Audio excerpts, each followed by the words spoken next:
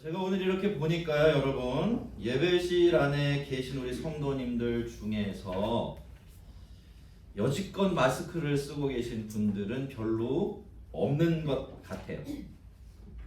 근데 언제부터 우리가 마스크를 벗었죠? 몇 월 며칠부터 이렇게 편히 숨쉬고 찬양하며 예배를 드릴 수 있게 되었죠? 우리가 마스크를 처음 벗은 날을 너무 감격하고 기뻐서 어디다 따로 날짜를 기록해 놓지 않았다면 아마 우리는 우리 중에 한 사람도 그날이 언제였는지 기억해낼 수가 없을 겁니다. 이상하지 않아요? 우리가 그날을 오매불만 기다렸던 날이거든요. 사실은 언제 이 지긋지긋한 이 마스크를 벗어버릴까 했는데 마스크를 벗어버린 날이 지금은 기억도 나질 않는 거죠. 아마 제가 이런 이야기를 드리기 전까지 예배실 안에 계신 우리 성도님들 중에 내가 마스크를 쓰고 있다 벗고 있다를 의식했던 분은 아마 거의 없으실 겁니다.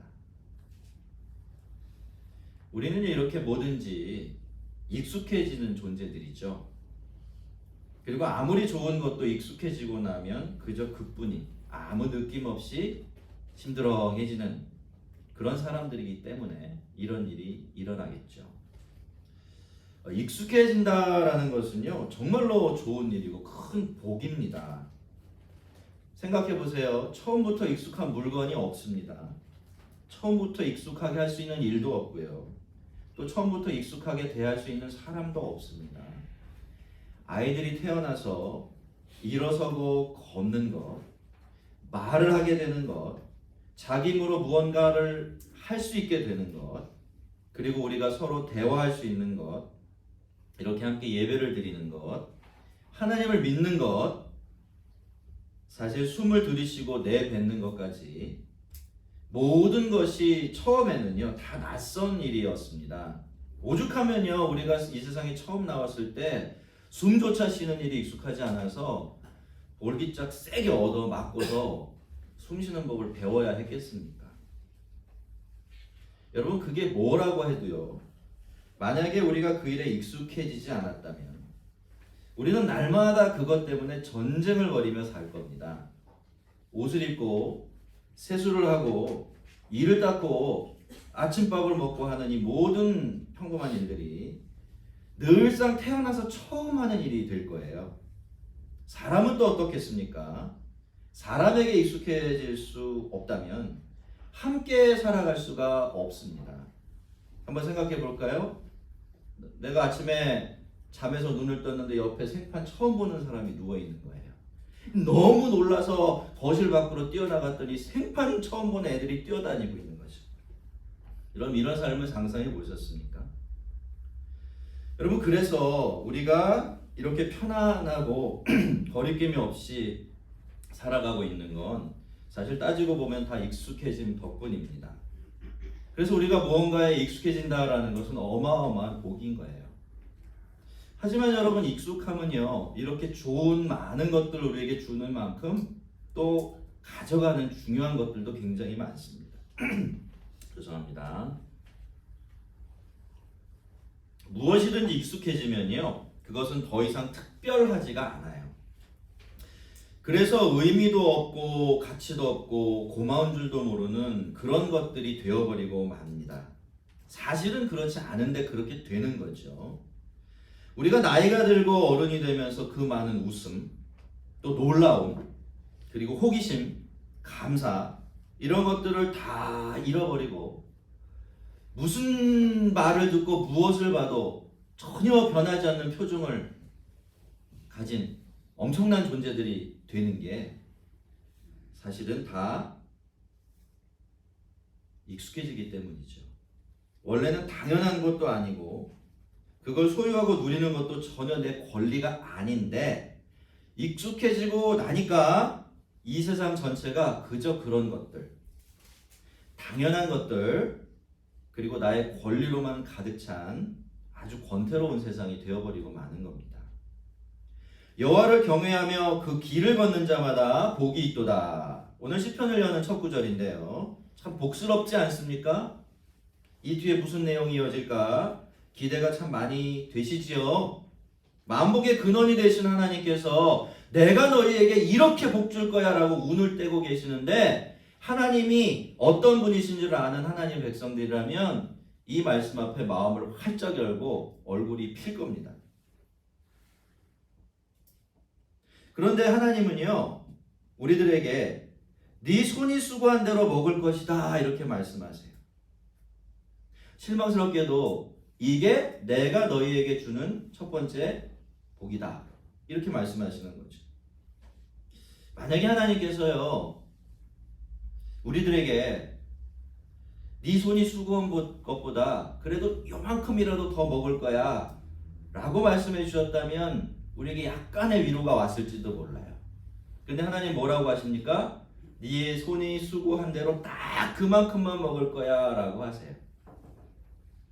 그래서 우리 둘이 삐죽거리려고 자꾸 하죠. 근데 하나님도 그걸 아셨던 것 같아요. 계속 말씀하십니다. 네가 복되고 형통하리로다. 할렐루야. 예, 드디어 우리가 좋아하는 형통이 나왔습니다. 형통. 저기 평통은 아는데, 그죠? 형통이 나온 거예요. 여러분 모두 형통하기를 원하시죠? 저도 여러분에게 하나님의 형통이 임하시기를 축복합니다. 여러분 우리는 다 형통을 바라요. 그리고 하나님께서 그걸 우리에게 주신답니다. 그렇다면 하나님께서 우리에게 허락하시는 구체적인 형통이란 과연 뭘 의미하는 걸까요? 하나님께서 약속하신 첫 번째 형통이 뭡니까? 이겁니다. 내 집 안방에 있는 아내는 결실한 포도나무 같으며. 여러분 남자가 여자하고 만나서 가정을 이루고 시간이 흐르면 둘 사이에 자식이 생기나요? 안 생기나요? 예, 안 생길 수도 있지만 정상적인 경우, 평범한 경우라면 다 생깁니다. 그건 너무나 당연한 어떤 코스 같은 일이죠. 그리고 자녀를 낳아 기르는 게 어디 예수 믿는 사람만 그렇게 합니까? 예수 안 믿는 사람도 아이만 잘나서 잘 기릅니다. 그래서 그건 특권이 될 수가 없지요. 그리고 두 번째 형통은 이겁니다. 네 식탁에 둘러앉은 자식들은 어린 감람나무 같으리로다. 참 평화롭고 행복한 풍경이죠. 하지만 이것이 그렇게 대단한 것도 아니고 또 특별한 것도 아니에요. 하나님을 믿는 사람들만 자기 자식들하고 식탁을 즐기는 게 아니죠. 하나님을 안 믿어도, 하나님을 몰라도 깔깔대고 행복해하면서 저녁 식탁에 아이들과 둘러앉아서 행복을 누릴 수가 있는 겁니다. 마지막 6절을 보면 네 자식의 자식을 볼지어다 라고 한 가지 복을 더해 주시기는 하지만 이것도 뭐 그저 그런 거예요. 카톡 사진 푸사라고 하죠. 그걸 이렇게 연세 드신 분들 푸사를 보면 다 누구 사진으로 도배돼 있어요? 아시죠? 예. 나만 그런가요? 아니에요. 김권사, 이집사, 불자인 옆집 사는 영희 엄마, 순이 아빠 다 그래요. 그리고 나서 하나님이 또 이런 말로 축복을 하십니다. 여호와를 경외하는 자는 어떻게? 이같이 복을 받으리로다. 처음하고 똑같은 말씀으로 우리를 향한 하나님의 축복을 끝맺음하세요. 자, 근데 여러분 하나님이 이렇게 마무리하시면 안 되는 거 아닙니까? 아니 뭔가 좀 차별을 해주셔야 되지 않아요? 일반적으로 모든 사람, 안 믿는 사람까지 다 누리는 그 복, 그 복만 우리에게 주시고 입 싹 씻어줘도 되는 겁니까?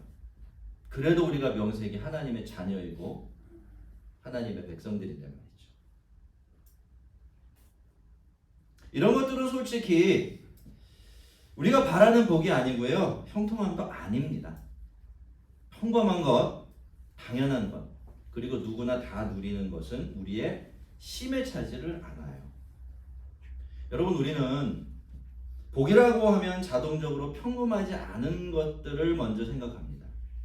작은 것이 아니라 큰 것, 평범한 것이 아니라 특별한 것, 이런 것들을 생각해요. 그래서 돈이 있어도 남들만큼만 있으면 이거 진짜 복이라고 생각하지를 못해요. 돈이 많아야 돼요. 어느 정도 최소한. 내가 남들 앞에 나가서 내가 얼마 있어 라고 말해도 꿀리지 않을 정도는 있어야 비로소 그 액수가 복이라는 라벨이 붙을 수가 있는 겁니다. 여러분 자녀를 보고 그렇게 말씀하시죠? 어렸을 때 우리 다 그렇게 말씀을 하셨을 겁니다. 건강하기만 해라. 근데 정말로 그렇게 바라는 부모가 있을까요? 아니에요. 건강하게 되면 그 다음에 뭘 원하죠? 공부 잘하기를 바라요. 공부 잘하면 조금만 더 예뻤었으면, 조금만 더 잘났었으면 얼마나 좋았을까 싶죠? 자, 그렇게 자라서 애가 다 크면 또 뭐가 생각나나요? 좋은 직장에 들어가야 돼요. 때가 되면 결혼도 해야 돼요. 결혼해서 애도 낳아야 돼요. 애도 똑같아야 돼요. 언제 끝납니까 우리의 소원이? 그렇기 때문에 여러분 적어도 오늘 시편에서 하나님께서 약속해 주시는 것들은 우리에게 너무나 평범하기 때문에 전혀 복이라고 느껴지지 않는 그런 것들이에요. 우리가 이런 말씀을 들을 때마다 할렐루야 이렇게 할 수 없는 영역에 속해 있는 것들이죠. 근데 여러분 하나님 뭐라 하십니까? 그렇지가 않다고 말씀하세요. 내가 틀린 게 아니라 누가? 너희들이 틀렸다 그렇게 말씀하십니다. 여러분 그렇다고 물론 하나님께서요 우리가 기대하는 그런 특별한 복을 전혀 주지 않겠다라고 말씀하시는 건 아닙니다. 하나님은요 지금 그것하고는 전혀 다른 이야기를 우리에게 들려주고 계세요. 무슨 이야기입니까?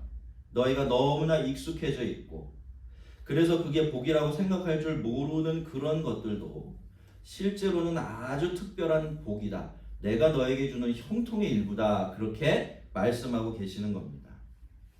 여러분 우선 우리가 가지고 있는 복의 개념은 다분히 상대적입니다. 여러분 복을 주시는 분은 하나님이세요. 맞죠? 하나님이 우리에게 복을 주셨습니다. 그러면 그거 하나님의 복이라고 생각하면 내가 받으면 되는데 우리 그렇게 하지 않아요. 요거 갖고 어떻게 합니까? 요거 갖고 이게 저 사람이 가진 복보다 큰가? 비교하기 시작하죠. 두 번째로 이게 더 심각한데 그게 복이고 아닌 걸 뭘 통해 평가를 하냐면 내 안에 있는 욕심을 통해서 평가를 합니다. 남보다 더 크고 많아야 내 욕심을 만족시킬만 해야 비로소 복이구나 라는 거죠. 다 함께 누리고 있고 심지어 남들만큼 많지 않은 것들 그리고 그저 그런 것들은 도무지 복이라는 이름표를 붙이지를 못합니다. 그러면서도 정작 지금 나에게 주어져 있고 나를 살게 하고 내가 누리고 있는 모든 것들이 뭔지는 헤아려 볼지조차 못하게 되죠. 그러니까 어떻게 됩니까 여러분? 복을 받아도 복인 줄 아나요? 여러분 제가 한번 여러분에게 묻겠습니다. 여러분 복 받으셨습니까? 복 많이 받으셨나요? 이렇게 물어보면 다 아멘 해요. 그러니까 집에서 여러분 혼자 계실 때 그렇게 생각하냐는 거예요.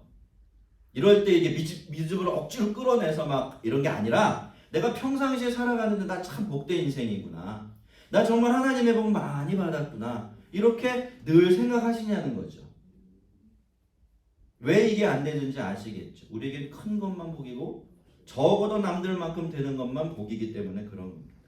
우리가 자꾸 옆을 보기 때문에 복이 복인 줄을 모르는 거죠. 우리 안쪽만 들여다보기 때문에 그런 겁니다. 둘째로 거기다가 우리가 생각하는 복과 형통은요. 평범한 것이 아니라 특별한 것이죠. 사실은 그 일상적인 것들이 아니라 그 일상의 평범함을 깨트리는 것들을 보고서 우리가 복이다, 형통이다 이렇게 부릅니다. 근데 여러분 그거 아시죠? 이 특별한 것이 주는 감각적인 자극은 오래가지를 못해요.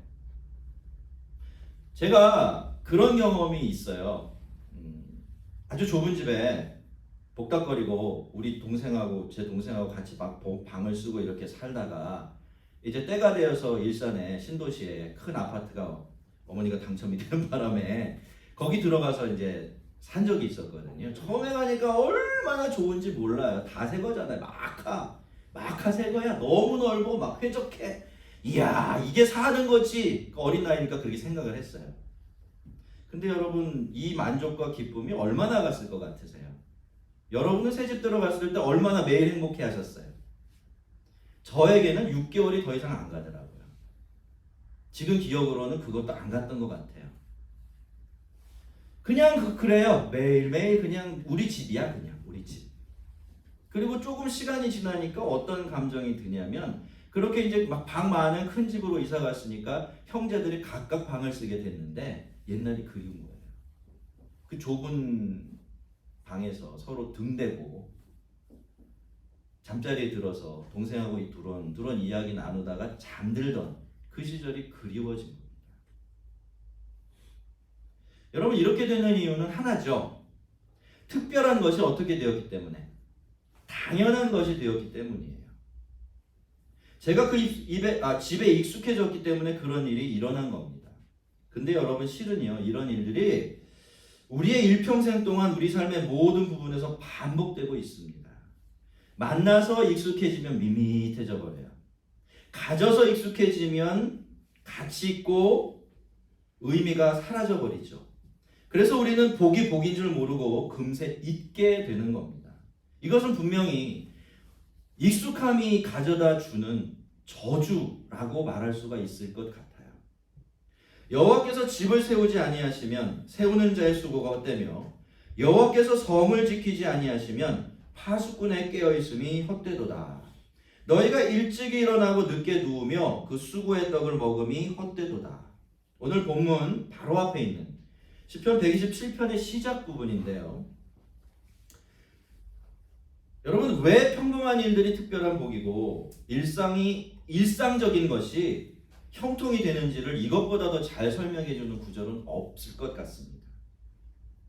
그래서 여러분, 이 말씀은요, 이 두 편, 시편 127편, 128편은 이렇게 쌍으로 세트로 놓고 한번 읽어보시면 훨씬 더 좋으세요.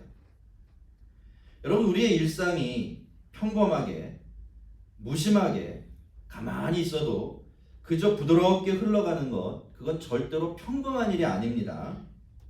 그것 자체가 이미 하나님께서 우리에게 세우시고 지켜주시는 복, 그리고 계속 붙들어 주시는 복을 부어주시고 있다는 증거예요. 그렇지 않으면 남편이 수고해서 가족을 부양하고 아내는 성실하게 가정을 돌보고 아이들은 건강하게 잘 자라나고 있고 그 자녀가 결혼해서 손자 손녀 낳아서 또 그 아이들이 나처럼 살아가게 되는 이런 일들 자체가 불가능해요. 그러니 여러분, 우리의 일상이 일상적이라는 사실 자체가 이미 우리가 하나님께 특별한 복을 받고 있다라는 그런 뜻이 될 수밖에 없는 겁니다. 성경은요, 우리에게 수없이 감사해라, 하나님께 감사드려라 그렇게 말해요. 그렇게 명령을 내립니다. 여러분, 맞습니다. 우리는 마땅히 하나님께 감사드려야 될 존재들이지요. 맞습니까? 왜요? 우리의 모든 것을 하나님께 빚진 사람들이기 때문에 그래요. 내 목숨과 그쵸, 나의 존재와 그것들이 되어지는데 필요한 모든 것들 다 하나님께 받아서 빌려서 살아가는 사람들이기 때문에 하나님께 마땅히 감사를 드려야 해요. 하지만 여러분, 우리가 감사를 해야 되는 데는 이것 말고 진짜 더 어쩌면 우리에게 중요하게 여겨질 그런 이유가 또 하나 있는 겁니다. 그 감사 자체가 우리에게 복이 되기 때문이에요. 오늘 설교 제목이 뭡니까? 예, 한번 인사해 보세요. 다시 한번. 같이. 예, 크게.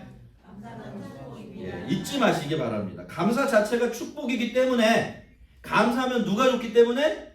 하나님이 좋기 때문에? 아니에요. 우리가 좋기 때문에 하나님 우리더러 감사하라 라고 말씀을 하시는 것입니다. 왜 그렇습니까? 이 감사라는 것이요, 앞서 말씀드린 이 엄청난 익숙함의 저주로부터 풀려나게 하는 마법 지팡이가 되기 때문에 그래요. 또 마법 이야기하겠다고 목사가 마법 얘기했다고 뭐라고 그러시면 안 됩니다. 그런 분들이 가끔씩 계세요. 큰 덩어리를 안에 요만한 거 붙들고 계신 분들이 계십니다. 여러분, 뭐라고요? 감사가 뭐라고요? 그죠? 다시. 익숙해짐의 저주를 푸는 마법 지팡이에요. 그 능력이 감사 안에 들어 있습니다. 그래서 우리의 일상이 그저 무의미하게 흘러가는 시간의 덩어리가 아니라 상생하게 살아있는 하나님의 은혜의 증거가 되고 우리 믿음의 재료가 되도록 만들어주는 것이 바로 뭐다? 감사라는 겁니다. 그렇기 때문에 우리는 감사해야 돼요. 마땅히 그렇게 해야 하기 때문이 아니라 어떻기 때문에? 그게 우리에게 너무나 좋고 유익하기 때문에 그런 겁니다. 그런데 감사는 어떻게 해야 돼요? 하나님이요, 우리에게 감사하라라고 명령을 하셨다는 것은 무슨 뜻이에요? 감사가 저절로 된다는 겁니까? 안 된다는 겁니까? 안 돼요. 왜요? 우리 늘 그런 실수, 저도 반복해요. 이런 설교를 하고 있는 저도요, 늘 없는 것, 부족한 것, 결핍되어 있는 것에 막 집중해요. 그러니까 그것만 바라보느라고 지금 산더미처럼 옆에 있어야 하는 하나님의 복과 은혜를 모르는 겁니다. 그러니까 우리는 자연적으로 자연스럽게 감사할 수 있는 존재들이 못 돼요. 그래서 하나님이 우리더러 뭐라고 하신 거죠? 감사하라 라고 명령을 내리신 것입니다. 여러분, 감사하면 행복합니다. 하지만 감사를 잃어버리면요, 참된 행복이 아니라 잠시 약간의 쾌락만 있는 그런 삶을 살아갈 수밖에 없습니다. 그 쾌락은 이내 불안, 불만, 권태로움으로 이어지지요. 여러분, 한번 여러분의 인생을 생각해 보세요. 여러분의 인생이 어떠십니까? 그저 그러신가요? 그냥 살아가십니까?